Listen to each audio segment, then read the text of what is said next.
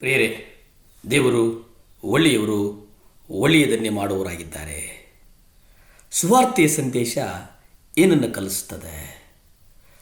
ಸುವಾರ್ತೆ ಅತಿ ಶ್ರೇಷ್ಠವಾದದ್ದು, ಅಮೋಘವಾದದ್ದು, ದೇವರ ಕರುಣೆಯನ್ನು ಪಡೆದಿರುವಂಥದ್ದು.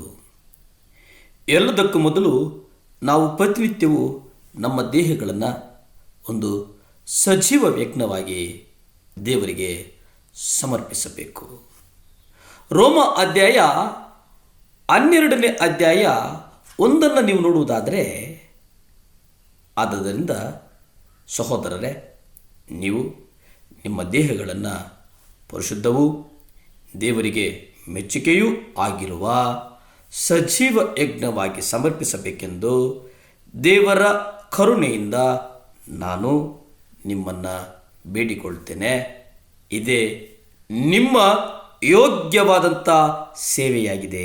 ಪ್ರಿಯರೇ, ಮೊದಲು ನೀವು ನಿಮ್ಮ ದೇಹಗಳನ್ನು ಪರಿಶುದ್ಧವಾಗಿ ಇಟ್ಟುಕೊಳ್ಳಬೇಕಾಗಿದೆ. ನಮ್ಮ ದೇಹಗಳನ್ನು ನಾವು ಪರಿಶುದ್ಧತೆ, ಆ ಪರಿಶುದ್ಧತೆಯಲ್ಲಿ ದೇವರಿಗೆ ನಾವು ಸಜೀವ ಯಜ್ಞವಾಗಿ ಒಪ್ಪಿಸಿಕೊಡಬೇಕಾಗಿದೆ. ದೇವರು ಬಯಸುವುದು ನಮ್ಮ ಸಂಪತ್ತನ್ನಲ್ಲ, ಅವರಿಗೆ ನಮ್ಮ ದೇಹ ಬೇಕಾಗಿದೆ.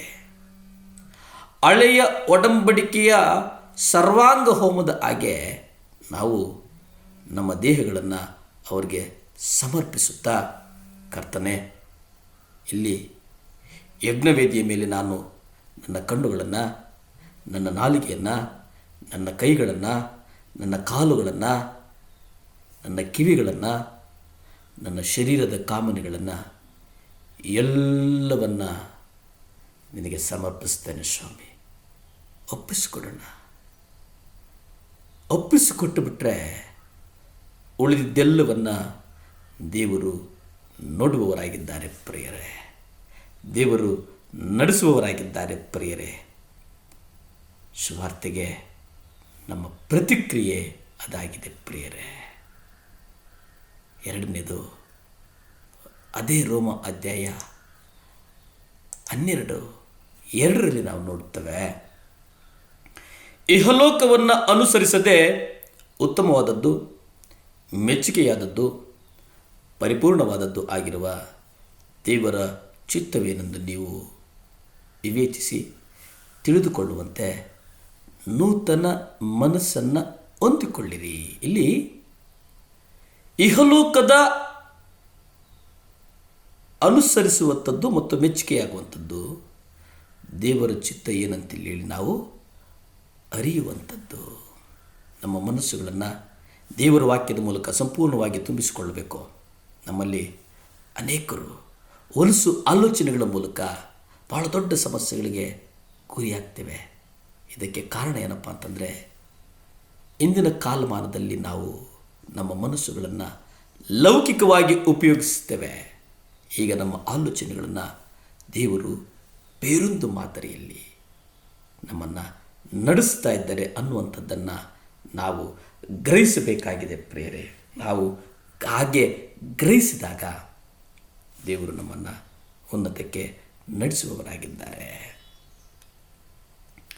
ನಾವು ಹೊಸದಾಗಿ ಕ್ರೈಸ್ತರಾಗಿ ಹುಟ್ಟಿದ ಕ್ಷಣದಿಂದಲೇ ಎಲ್ಲ ವಿಷಯಗಳನ್ನು ದೇವರಂತೆ ಯೋಚಿಸೋದಕ್ಕೆ ಆರಂಭ ಆಗಲ್ಲ. ದೇವರು, ನಾವು ಹಣವನ್ನು ದೇವರು ನೋಡುವಂತೆ ಆರಂಭಿಸ್ತೇವೆ.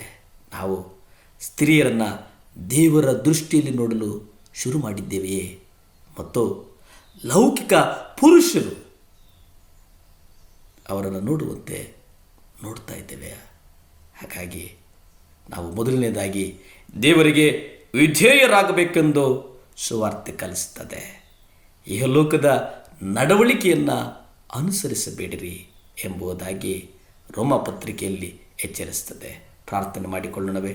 ಭೂಮಿ ಆಕಾಶಗಳನ್ನು ಉಂಟು ಮಾಡಿದಂಥ ಸರ್ವಶಕ್ತನಾದಂಥ ದೇವರ ಸ್ತೋತ್ರನಪ್ಪ. ಅಪ್ಪ, ಈ ದೇಹವನ್ನು ಸಜೀವ ಯಜ್ಞವಾಗಿ ನಿಮಗೆ ಒಪ್ಪಿಸಿಕೊಡ್ತೇವಪ್ಪ. ಅಪ್ಪ ದೇವರೇ, ನಿಮ್ಮ ಕರುಣೆ ನಮ್ಮ ಮೇಲಿರಲಿನಯ್ಯ, ನಿಮ್ಮ ಪ್ರೀತಿ ನಮ್ಮ ಮೇಲಿರಲಿನಯ್ಯ. ಈ ಮುಂಜಾನೆಯ ಸಮಯದಲ್ಲಿ ಬೇಡ್ತಾ ಇದ್ದೇವಪ್ಪ. ಸಹಾಯ ಮಾಡಯ್ಯ ದೇವಾ, ಸಹಾಯ ಮಾಡಪ್ಪ. ರಾಜ ಸಹಾಯ ಮಾಡಪ್ಪ. ಇಮ್ಮಾನುವೇಲ್ ಸಹಾಯ ಮಾಡಪ್ಪ. ಯಾರ್ಯಾರು ಸುವಾರ್ತೆಯನ್ನು ನೋಡ್ತಾ ಇದ್ದಾರೋ ಅವ್ರಿಗೇನೇನು ಅಗತ್ಯ ಇದೆಯೋ ಅದನ್ನು ಕೊಡ್ತೀರಂತ ನಾನು ಬಲವಾಗಿ ನಂಬುತ್ತೇನಯ್ಯ. ನನ್ನನ್ನು ನಾನು ಒಪ್ಪಿಸಿಕೊಟ್ಟು ನನ್ನನ್ನು ನಾನು ತಲೆ ತಗ್ಗಿಸಿ ತಮ್ಮನ್ನು ಹೆಚ್ಚಿಸ್ತಾ ನಜರೇತಿನ ಯೇಸು ಕ್ರಿಸ್ತನ ಅಧಿಕಾರದ ನಾಮದಲ್ಲಿ ಬೇಡಿ ಬಂದು ಪ್ರಾರ್ಥನೆ ಮಾಡಿ ಆಶೀರ್ವಾದಗಳನ್ನು ಒಂದು ಕಡೆ ಪರಮ ತಂದೆಯೇ. ಆಮೇನ್ ಆಮೇನ್. ನಮಸ್ಕಾರ.